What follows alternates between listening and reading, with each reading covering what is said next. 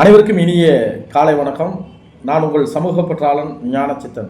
யாம் பெற்ற இன்பம் பெருக வையகம் என்கின்ற உயர்ந்த நோக்கத்தின் அடிப்படையில் இன்றைய இளைஞர்களுக்கு பயன்படும் வகையில் விஸ்டம் ரெவல்யூஷன் 360 டிகிரி என்கின்ற தளத்தின் வாயிலாக போட்டித் தேர்வுகளுக்கு பயன்படும் பொது அறிவு தகவல்களை நான் தொகுத்து வழங்கி வரேன். இன்றைய காலகட்டத்தில் மக்கள் தொகை எண்ணிக்கை பன்மடங்கு பெருகிருச்சு. மக்கள் தொகை எண்ணிக்கைக்கு ஏற்ப பட்டதாரிகளின் எண்ணிக்கையும் பன்மடங்கு பெருகிருச்சு. ஒரு வேக்கண்டு கவர்மெண்ட் ஜாபுக்கு ஒரு அப்ளிகேஷனுக்கு ஒரு இடத்துக்கு 1000 பேர் அப்ளை செய்கிறாங்க. அப்போ நீங்கள் ஒருத்தர் ஜெயிக்கணும்னா மீதி 999 பேரை பின்னுக்கு தள்ளணும். அந்தளவுக்கு உங்கள் முயற்சி பயிற்சி ரொம்ப இன்டென்சிவாக இருக்கணும். Hard work is best to every success. So நீங்கள் ரொம்ப ஹார்ட் ஒர்க் பண்ணுங்கள். நம்ம வெற்றியாளனாக ஆகணும்னா மற்றவர்களை காட்டிலும் அதிக உழைக்க வேண்டும். மற்றவர்களை காட்டிலும் நம்ம அதிகம் தெரிஞ்சுக்கணும்.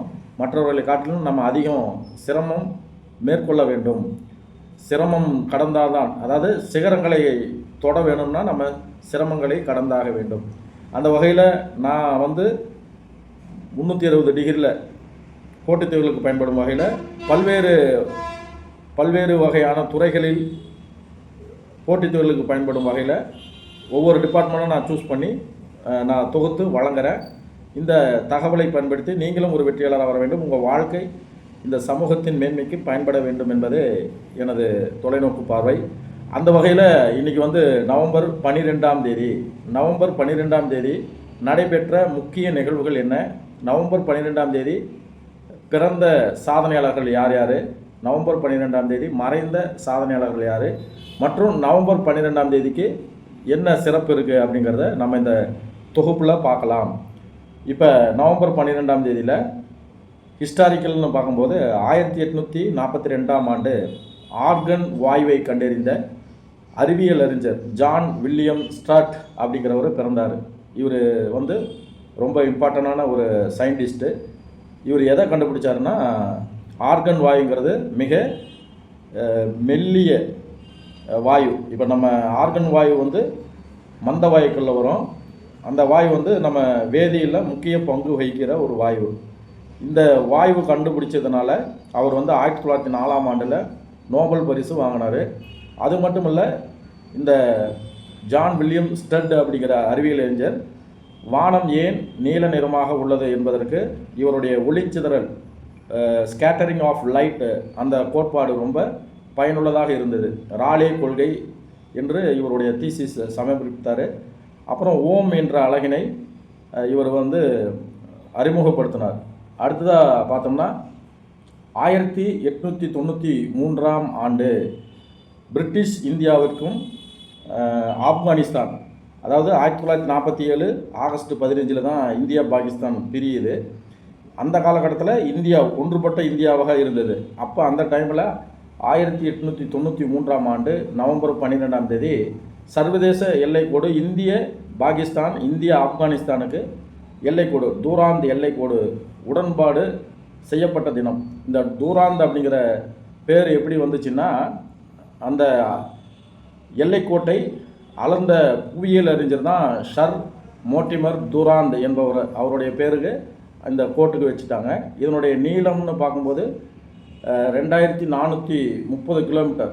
2430 கிலோமீட்டர். அதாவது ஆப்கானிஸ்தானுக்கும் பாகிஸ்தானுக்கும், இன்றைய பாகிஸ்தான் அன்றைய இந்தியா. அதனால் இப்போ எல்லைக்கோடுன்னு பார்க்கும்போது இந்தியாவிற்கும் சீனாவுக்கும் உள்ள எல்லைக்கோடு எதுன்னு பார்த்தோம்னா மக்மோகன் கோடு அப்படிம்பாங்க. அதே மாதிரி இந்தியாவுக்கும் பாகிஸ்தானுக்கும் உள்ள எல்லைக்கோடு ராட்க்ளிஃப் எல்லைக்கோடு. அதே மாதிரி பாகிஸ்தானுக்கும் ஆப்கானிஸ்தானுக்கும் உள்ள எல்லைக்கோடு தான் இந்த தூராந்த் கோடு. அப்போ இதெல்லாம் எல்லைக்கோடு எந்தெந்த நாட்டுக்கு இடையே இருக்குதுன்னு கண்டிப்பாக கேட்பாங்க. அதனால் இதெல்லாம் நீங்கள் தெரிஞ்சு வச்சுக்கிட்டா உங்கள் கையில் உள்ளங்கையில் நெல்லிக்கனி மாதிரி உங்கள் வெற்றிக்கு உறுதுணையாக இருக்கும். அடுத்ததாக 1896ஆம் ஆண்டு இந்தியாவின் பறவையியல் மனிதர் என்று போற்றப்படும் டாக்டர் சலீம் அலி அவர்கள் பிறந்தார். இவர் பிறந்தது மகாராஷ்டிரா மாநிலத்தில் அம்பேவாடா அப்படிங்கிற ஒரு கிராமத்தில் பிறந்தார். உலக புகழ்பெற்ற இந்திய பறவையியல் அறிஞர் இவர். இப்போ 2.0 அப்படிங்கிற திரைப்படத்தில் பட்சிராஜன் அப்படிங்கிற ஒரு கேரக்டர் வரும். அந்த கேரக்டர் தான் இவர் டாக்டர் சலீம் அலி அவர்கள். நீங்கள் ஈஸியாக புரியறதுக்காக, நீங்கள் தெரிஞ்சுக்கிறதுக்காக நான் அந்த படத்தை சொல்கிறேன். பச்சிராஜன் அப்படிங்கிற கேரக்டர் தான் டாக்டர் சலீம் அலி கேரக்டர். தன்னுடைய உடல், பொருள், ஆவி அனைத்தையும் இந்திய பறவையியல் ஆராய்ச்சிக்காக செலவு செஞ்சார். ஒட்டுமொத்த வாழ்க்கையும் ஆராய்ச்சிக்காக அர்ப்பணித்தார். அதனால் கேரளாவில் சைலண்ட் வேலி, அமைதி பள்ளத்தாக்கில் இவருடைய ஆராய்ச்சி பெரும்பாலும் பண்ணார். அந்த அமைதி பள்ளத்தாக்குக்கு இன்னொரு பேர் டாக்டர் சலீம் அலி பள்ளத்தாக்குன்னு பேர். டாக்டர் சலீம் அலி ஆராய்ச்சி நிலையம் கோயம்புத்தூரில் ஆனமலைக்கு பக்கத்தில் உருவாக்கியிருக்கிறாங்க. அடுத்ததாக பார்த்தோம்னா 1918ஆம் ஆண்டு ஆஸ்திரியா நாடு குடியரசு ஆனது. ஆஸ்திரியா நாடு வந்து ஐரோப்பாவில் இருக்கிற ஒரு முக்கியமான நாடு. அதனுடைய தலைநகர் வந்து வியானாங்கிறது அதனுடைய தலைநகர். ஆல்ப்ஸ் மலை அப்படின்னு சொல்கிறோம் இல்லையா, சினிமா பாட்டு கூட இருக்குது. ஆல்ப்ஸ் மலை காற்று வந்து நெஞ்சில் வீசுதே அப்படிங்கிற ஒரு நடிகர் திலகம் பிரபு அவர்களுடைய பாட்டெலாம் இருக்குது. ஆல்ப்ஸ் மலை உள்ள நாடு, அழகான மலை ஆல்ப்ஸ் மலை. அதனால் கண்டிப்பாக இதெல்லாம் நீங்கள் தெரிஞ்சுக்கிறது ரொம்ப யூஸ்ஃபுல்லாக இருக்கும் எக்ஸாமுக்கு. அடுத்ததாக 1920ஆம் ஆண்டு புகழ்பெற்ற தமிழ் எழுத்தாளர் வள்ளிக்கண்ணன் அவர் பிறந்தார். வள்ளிக்கண்ணன் வந்து அவருடைய இயற்பெயர் வந்து ராசு கிருஷ்ணசாமி. அவர் பிறந்தது நவம்பர் 12, 1920, மறைந்தது நவம்பர் 9, 2006. இப்போ இவர் வந்து ஒரு மிகச்சிறந்த ஒரு தமிழ் எழுத்தாளர். அவருடைய ஆரம்பகால வாழ்க்கை ஒரு அரசு ஊழியராக தன்னுடைய வாழ்க்கையை துவங்கினார். எழுத்தாளராக இருக்கணும் அப்படின்னு சொல்லி தன்னுடைய அரசு வேலையை ராஜினாமா செய்துவிட்டு முழு நேர எழுத்தாளராக இருந்தார். நிறைய படைப்புகளை தந்தவர். ஏகப்பட்ட தமிழ் இலக்கியத்தில் அதிக நூல்களை எழுதிய ஒரு சிறந்த தமிழ் அறிஞர், தமிழ் எழுத்தாளர் வள்ளிக்கண்ணன் அவர்கள். அவர் எழுதிய புதுமை பித்தன் அப்படிங்கிற நாடகத்துக்கு சாகித்ய அகாடமி விருது கிடைச்சது. தமிழறிஞர், தமிழ் எழுத்தாளர் வள்ளிக்கண்ணன் அவர்கள் எழுதிய புதுமை பித்தன் அப்படிங்கிற படைப்புக்காக சாகித்ய அகாடமி விருது அவர் வாங்கினார். அடுத்ததாக பார்த்தோம்னா 1946ஆம் ஆண்டு பண்டிதர் மதன் மோக மாளவியா அவர்கள் பிறந்தார். இவர் வந்து மிகச்சிறந்த ஒரு சுதந்திர போராட்ட வீரர். வாரணாசியில் உள்ள பனாரஸ் இந்து பல்கலைக்கழகத்தை இவர் தான் தோற்றுவித்தார். அந்த பல்கலைக்கழகத்தின் வேந்தராக இருந்தார். நம்ம இந்தியாவில் சாரணர் இயக்கத்தை, ஸ்கவுட்டுன்னு சொல்கிறோம் இல்லையா, சாரணர் இயக்கத்தை தோற்றுவித்த முக்கிய நபர்கள் இவர் ஒருத்தர். அடுத்ததாக பார்த்தோம்னா 1990ஆம் ஆண்டு இணைய வலை, அதாவது இன்டர்நெட்டுன்னு சொல்கிறோம் இல்லையா, இன்டர்நெட்டு திட்டத்தை முதல்ல ஆரம்பித்தது டிம் பெர்னர்ஸ்-லீ அவர்கள். அது இன்றைக்கி தான் ஆரம்பித்தார். இன்டர்நெட்டுங்கிற அந்த வலைதளத்தை ஆரம்பித்தவர் டிம் பெர்னர்ஸ்-லீ. அந்த திட்டத்தை நவம்பர் 12ஆம் தேதி 1990ஆம் ஆண்டு அறிவித்தார். அதனால் உலகின் மிக சிறந்த அறிவாளிகள் பட்டியலில் இவர் வந்து முதல் இடத்துல இருக்கிறார். இந்த சர்வே வந்து எது நடத்துச்சுன்னா டெலிகிராஃப் அப்படிங்கிற ஒரு பத்திரிகையை நடத்துச்சு. அடுத்தது சிறப்பு தினம்னு பார்த்தோம்னா நவம்பர் 12ஆம் தேதி பொது சேவை ஒளிபரப்பு தினம், பப்ளிக் சர்வீஸ் ப்ராட்காஸ்டிங் டே. ஏன்னா 1947 மகாத்மா காந்தி அவர்கள் மக்களுக்கு வந்து ஆல் இண்டியா ரேடியோவில் போய் உரையாற்றினார்.